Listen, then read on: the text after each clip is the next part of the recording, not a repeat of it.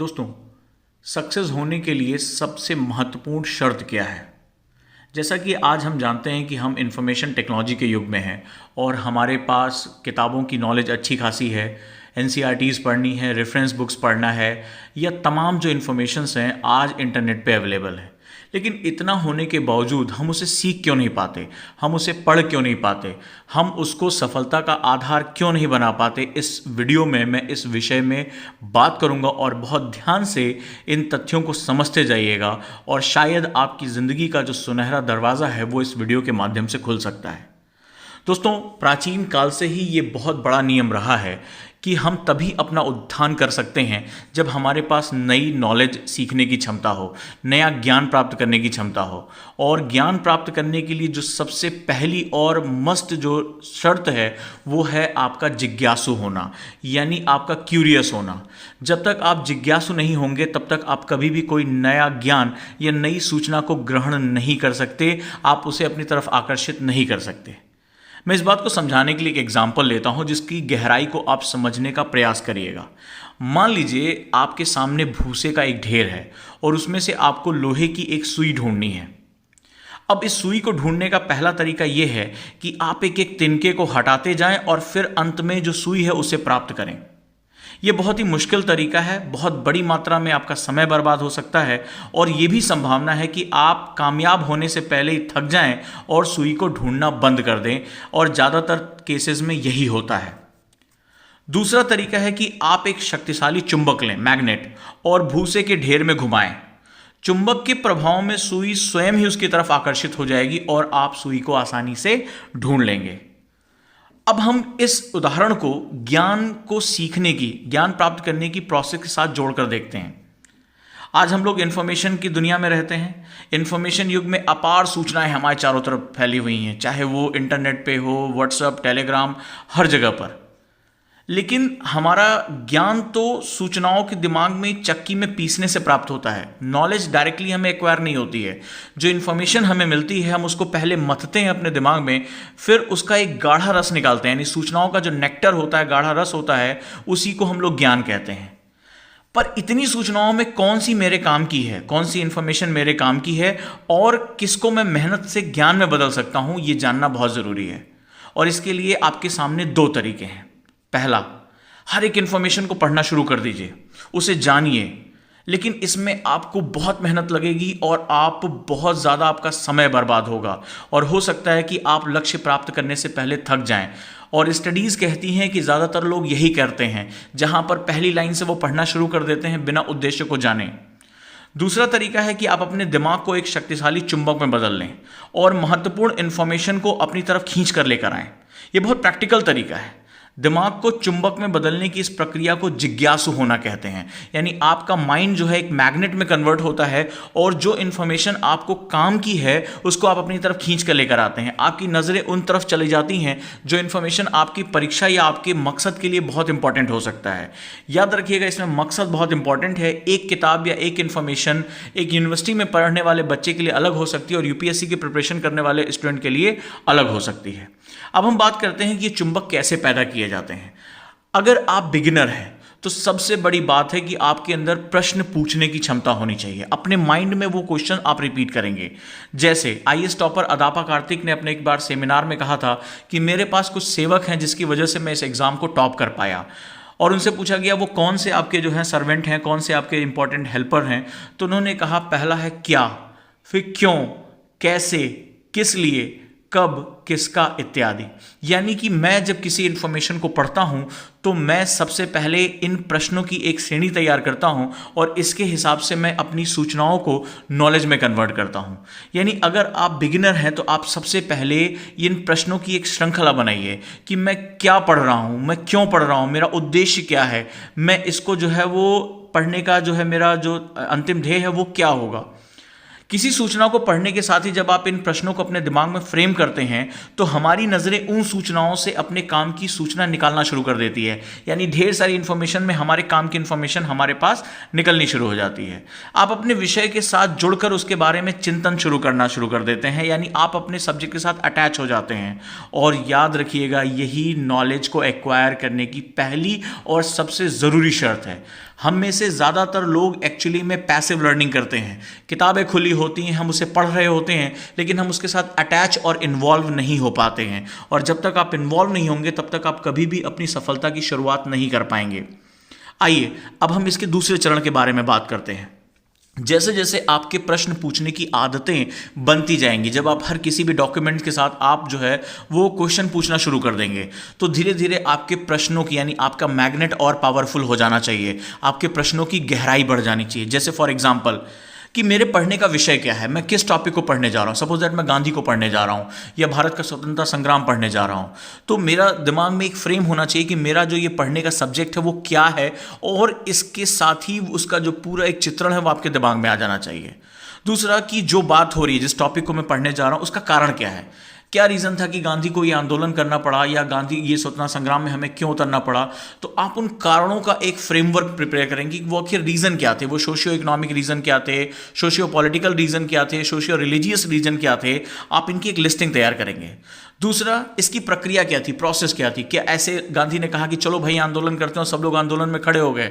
उन्होंने इसके पीछे बहुत से राजनीतिक नेताओं को तैयार किया, बहुत से कारण दिए, अपने व्यक्तिगत जीवन में बहुत से परिवर्तन किए, बहुत ही फिलोसफिकल इनपुट्स दिए, अखबार निकाले और एक पूरी प्रक्रिया को जन्म दिया उन्होंने। और ऐसा जो है वो प्रोसेस को आपको समझना पड़ेगा।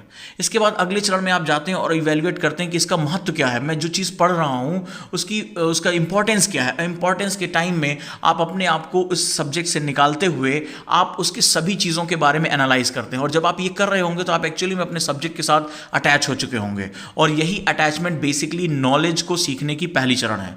इसके बाद आप और गहरे प्रश्न पूछेंगे, जैसे कि अगर मुझे कहा जाए कि इस पूरी घटना को जो आपने पढ़ा या जो इन्फॉर्मेशन पढ़ा, क्या मैं उसको इवैल्यूएट यानी उसका मूल्यांकन कर सकता हूं। और मूल्यांकन करने के लिए मेरी पहली शर्त है कि मैं निष्पक्ष रहूं। मैं ना तो गांधीवादी हो सकता हूं ना उसका अपोज हो सकता हूं।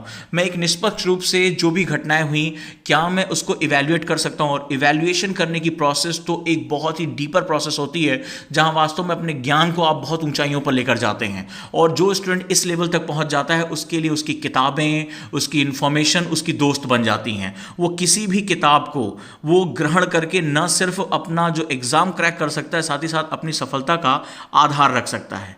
वास्तव में ये बड़े गहरे प्रश्न हैं, और इनका जो इंपॉर्टेंस होता है वो क्या काम करता है कि बहुत बड़े बड़े चैप्टर्स, बहुत बड़ी मोटी किताबों को, उन सूचनाओं को छोटे छोटे हिस्सों में तोड़ देता है। और जब ये छोटे छोटे हिस्सों में टूट जाता है कि ये क्या था, ये क्यों था, इसका कारण क्या था, इसका मूल्यांकन क्या था, इसका महत्व क्या था, तो धीरे धीरे जब ये छोटी छोटी सूचनाएं आती हैं तो हमारा दिमाग इनको आसानी से ग्रहण कर लेता है, इसमें सीखने में अपने आप को इन्वॉल्व कर देता है। और जब आप इन छोटी छोटी इंफॉर्मेशंस को ग्रहण करना शुरू कर देते हैं तो आपकी सीखने की प्रक्रिया शुरू हो जाती है दोस्तों। और ये जो सीखने की प्रक्रिया यानी कि लर्निंग प्रोसेस है, यही बेसिकली सफलता का सबसे मूलभूत गुण है। आज हम ये दावा नहीं कर सकते कि भाई मेरे पास ये किताब उपलब्ध नहीं है, आज मेरे पास ये इंफॉर्मेशन उपलब्ध नहीं है। आज हम आर्टिफिशियल इंटेलिजेंस के युग में प्रवेश कर चुके हैं, जहां हर एक इंफॉर्मेशन हमें जो है इंटरनेट पे अवेलेबल है, हर किताबें हमारी जो है वो फ्री है, कॉस्ट अवेलेबल है, तमाम महत्वपूर्ण हमें डिजिटल पीडीएफ और ये सब कुछ अवेलेबल है। सवाल ये है कि इतना कुछ अवेलेबल होने के बावजूद क्या हमारा दिमाग जो भटकाओं का शिकार है, जो इसी हर समय यही सोचता रहता है कि पहले मैं ये पढ़ूं या पहले मैं ये पढ़ूं, पहले मैं पुरानी एनसीईआरटी पढ़ूं या पहले मैं नई एनसीईआरटी पढ़ूं, और उसमें हमारा बहुत प्रीशियस टाइम बेकार हो जाता है। मैं जिस बात को कह रहा हूं उसको आप समझिए। आप भूसे के ढेर में एक एक भूसे को मत छानिए, आप अपने दिमाग को चुंबक में कन्वर्ट करिए कि इंफॉर्मेशन आपके साथ खिंचकर चली आए और यहां आप सीखने की प्रक्रिया में उतर जाएं। जब तक आप सीखने की प्रक्रिया में नहीं उतरेंगे तब तक आप आईने में केवल अपना अक्स देखते रहेंगे, वास्तविकता से आप बहुत दूर रहेंगे। बिगनर्स के लिए मैं यही कहना चाहूँगा, इसको बहुत ही कंक्रीट करते हुए, कि अगर आप अभी तैयारी की शुरुआत कर रहे हैं तो आप एक काम करिए कि अपने इन हुकिंग करने के लिए आप जो प्री और मेंस के तमाम पब्लिकेशन में ये बुक्स अवेलेबल हैं, जो प्रीवियस ईयर क्वेश्चन है उसको ज़रूर पढ़ें। आप उनको बार बार अध्ययन करें और उसके ऑप्शंस की तरफ नज़र डालें कि भाई इस चैप्टर से हिस्ट्री अगर मैं पढ़ने जा रहा हूँ तो क्या क्या क्वेश्चन मुझसे पूछे गए हैं, क्या क्या डायमेंशंस मेरे साथ रखे गए हैं, मेंस में इस टॉपिक पर क्या क्वेश्चन बनाया गया था, क्यों उन्होंने चीन के बारे में बात की, क्यों उन्होंने भारतीय समाज के बारे में बात की, क्या बार बार वो महिलाओं से संबंधित किस किस टॉपिक को, कभी घरेलू हिंसा की बात करते हैं, कभी एग्रीकल्चर में महिलाओं की बात करते हैं, कभी जो है वो श्रम क्षेत्र में उनकी घटती भागीदारी के बारे में बात करते हैं। तो इससे आपके दिमाग में वो हुकिंग होती चली जाएगी, अच्छा इस तरह के प्रश्न यूपीएससी फ्रेम कर रहा है। जब आप इनको बार बार पढ़ेंगे तो आपको उसका उद्देश्य पता चलने लगेगा कि बेसिकली इनका उद्देश्य क्या है। इनका जो उद्देश्य है भारत के वो सभी पक्षों को जो भारत की ग्रोथ को, भारत के समाज को, भारत की इकोनॉमी को प्रभावित कर सकते हैं, भारत के कल्चर को प्रभावित कर सकते हैं या कर रहे हैं, वो प्रश्न जो है यूपीएससी के लिए बहुत इंपॉर्टेंट होते हैं। जब आप ऐसा करेंगे तो जो आपकी किताबें हैं उन पे आपका जो ध्यान है वो बहुत ज़्यादा बढ़ जाएगा, आपका फोकस जो बहुत ज़्यादा हो जाएगा और आपको ओरिएंटेशन पता चलेगा कि बेसिकली मेरे पढ़ने का उद्देश्य केवल इंफॉर्मेशन को रटना नहीं है, केवल हर लाइन के नीचे अंडरलाइन करना नहीं है, बेसिकली मुझे इसके क्रक्स को निकालना सीखना पड़ेगा।